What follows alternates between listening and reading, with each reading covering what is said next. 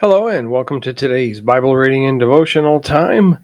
This is Tuesday, October the 22nd, 2024. Thanks for being here. Welcome to all the new people who have subscribed to the channel. We've added a significant number of new subscribers, and thank you for subscribing to the channel. And if you haven't already done so, hit that subscribe bar and then the notification bell when it comes up so you can be notified whenever content is added to the channel. Remember to comment on these videos, like, share, you know all that. Day 80 of reading through Luke and Acts, or around Luke and Acts in 80 days.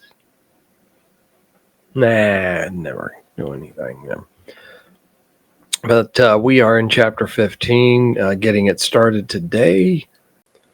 This is going to be the Jerusalem Council. And I know there have been Nicene councils and all kinds of other councils, but they're not scripturally authorized. So any council other than this one where we get some kind of pronouncement, it's not binding on us, not at all. It maybe provides some interesting discussion and maybe some interesting scholarship, but they're not binding. But this one comes out the ranks of the divinely inspired apostles who were picked by Jesus. They were with Jesus. So what they're going to say is something that we need to pay attention to. It's something that would be binding. And in response to Peter's proclamation of the gospel to Cornelius' household, it's been a little while since that happened. We're not sure how long, but that's what started this whole thing, was when Peter went into a Gentile's household and shared the gospel with them. And the Cornelius and his household, they all rejoiced. They were happy. They were joyful that they had been able to hear the gospel and be able to accept the gift that God has offered us. But Peter, when he baptized them, the one thing he didn't do was demand that they be circumcised.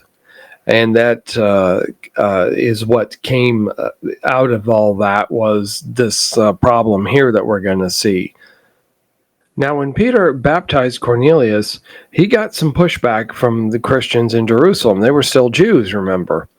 But when Peter came out and explained himself and explained what happened, you can look at chapter 11, verses 17 and 18 and see, okay, they accepted what had just happened and accepted what Peter said.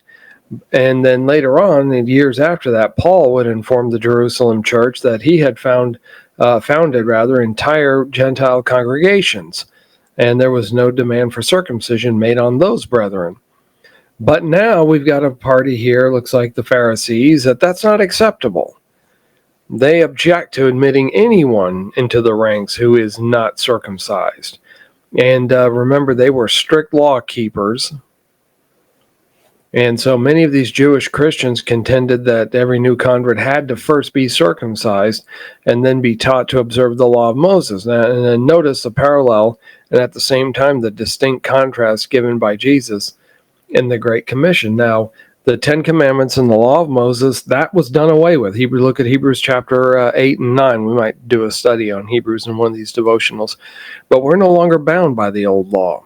We are under the new covenant.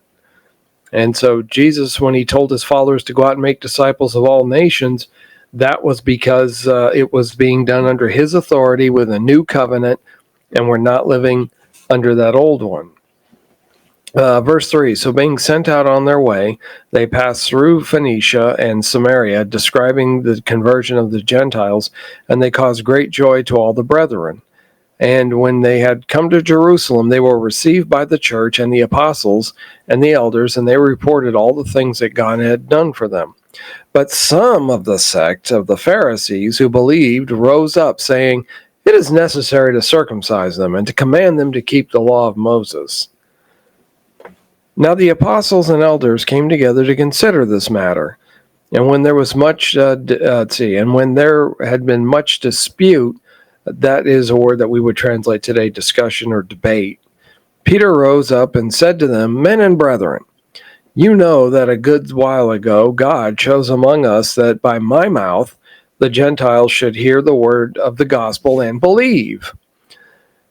So God, who knows the heart, acknowledged them by giving them the Spirit, just as he did to us, and made no distinction between us and them, purifying their hearts by faith.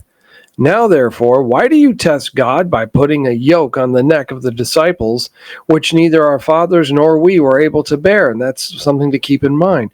Men could not keep the law of Moses. It was impossible. And that's why Jesus had to come, was that way he could keep the law, pay the price for our sins, be that sacrifice. Boom, we're done. The law's done. We don't need it anymore. Let's move on. And the New Testament, remember, is based on the Old, so we still need it.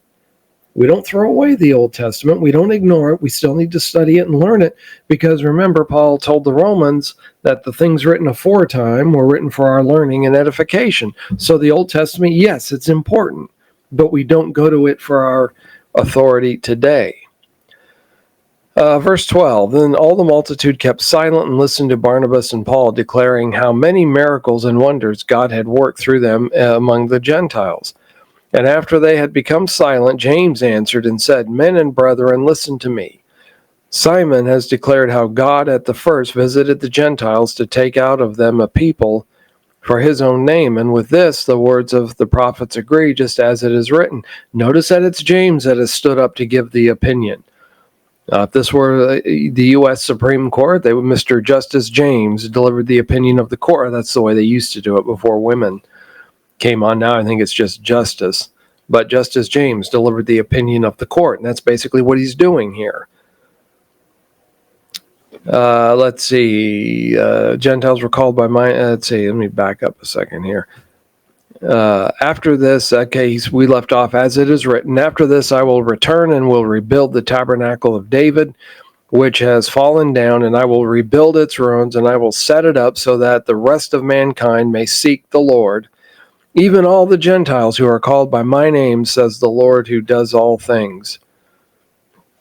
Known to God from eternity are all his works.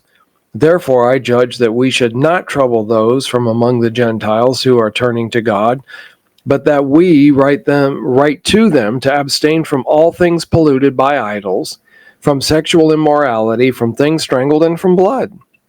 For Moses has had throughout many generations those who preach him in every city, being read in the synagogues every Sabbath. And Moses brought the law down. And so he says, therefore I judge, James says, that we shouldn't trouble those among the Gentiles who are turning to God. So here's my opinion. And this is the opinion of the court, so to speak. This is what we've agreed to. And he's going to tell the audience now what it is, and that is that we just want you to abstain from blood and things that are strangled, and flee sexual immorality. Okay, that's really all the old that we need to do. We don't need to do the sacrifices. We don't need to do circumcision. We don't need to do any of that anymore. A lot of people, Jew and Gentile alike, still circumcise. Yeah, it's a call that you have to make as to whether or not you do it. Okay, so that's our reading. Let me pop over here to the PowerPoint. And as we look here at the Jerusalem Council, notice here what was going on. They had a debate. They had a discussion. All indications are that the council met for probably many days to discuss the matter at hand. And I don't know what else was said. We have this record here. I'm sure there were other things said. Maybe people called upon to give their testimony or their side of the story, or however you want to look at it, and talk about circumcision, talk about binding these laws on the Gentiles. Should we do it or not? I don't know who got called, if they got called. This is more speculation than it is anything else, that they called upon scholars, priests, maybe even a few common men to come in and sit down and let's talk about this. Here's what the situation is now. What do you think? And that they did something like that.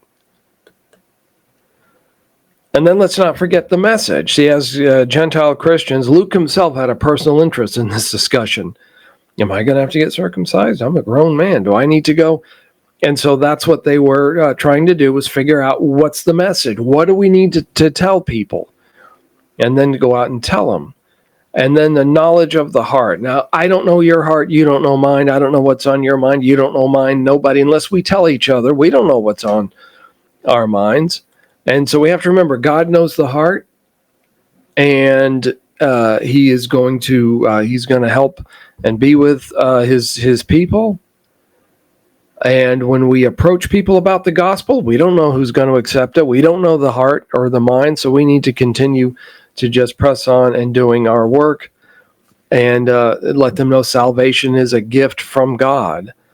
And then the sanctification, where God has removed the things from our lives that would pull us back, or that might identify us with an element that's not Christian, that's anti-Christian maybe. So God's going to remove all that. And that's going to be our sanctification. Sanctification comes from the same root in the original language. In the Greek, comes from the same root as holy does. And sanctified means you're set aside, or something is set aside for a purpose. So if you're putting $50 a week into the Christmas club to save for Christmas, that money is sanctified. You set it aside for a purpose. If you still have grandma's china, plates and dishes and things, a lot of people don't have that anymore. But that would be sanctified. It's set aside for a purpose.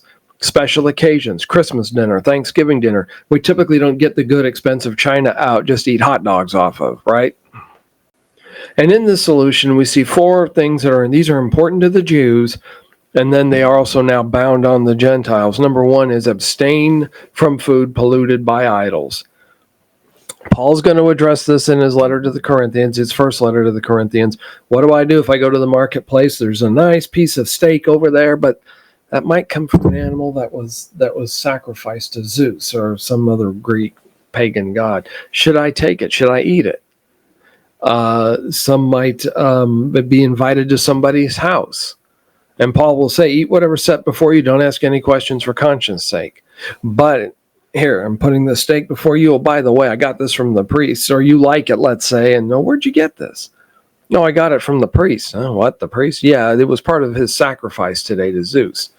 If you know ahead of time, then you shouldn't partake of it for conscience sake. And Gentile converts had to abstain from sexual immorality. That has been across the board. This is one of the reasons we know the Bible's inspired. It does not allow sexual immorality. You don't see God taking part in sex acts. You don't see him approving of sex outside of a marriage. And a marriage, remember, is biblically defined as a man and a woman. You don't see any of that. Now, the pagan rituals, there were temple prostitutes. There was all kinds of sexual immorality associated with that and in that culture, kind of like America is today. And so, no, abstain from that sexual immorality. And then abstain from meat strangled. This is one of the reasons why it's not a good idea to try and take a dead carcass and carve it up and make meat out of it. If it's been strangled, or if it has been attacked and just torn up and it's just been left there, it's going to eventually start to rot very quickly, especially in hot weather. And then what are you going to do? So you can't take it up. So we need to abstain. And then Gentile converts are to abstain from eating or drinking blood. Simple enough, square enough. You're not Dracula. So don't get involved with those kinds of things. And I understand there's some occult rituals that go on where people eat and drink the blood of victims, which I don't know if they're human or not, but that's just my understanding of it. Okay, so next time we're going to see the letter that gets sent out from the Jerusalem Council announcing their decision and announcing what they expect of other churches. But in the meantime, we're going to pray for the church. We're going to pray for the local congregation and congregations throughout the world, for members that might need prayer for one reason or the other. So let's pray. We thank you, Lord, for today. We thank you for another day of life. We thank you for Jesus. Thank you for the forgiveness we have through him. And we want to pray, Lord, for our local churches, our local congregations. Help us to build them up. Help us, Lord, to get people to see the need for Jesus, and help us to act like Christians so that they will see us in a Christ-like manner, and we can lead them to the Lord. And we want to pray for congregations throughout the world, those that are undergoing persecution, that they can overcome it, that their governments can somehow change and become more favorable to Christianity.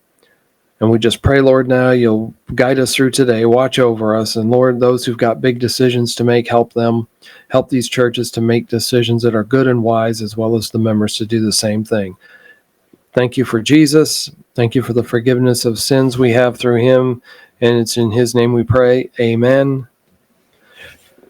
So if you have any comments, leave them in the comment section below. You can send me your questions, or you can leave them in the comment section below, and I'll answer them as quick as I can. It's going to wrap it up for today. We will see you in the next video. I'm done. I am out.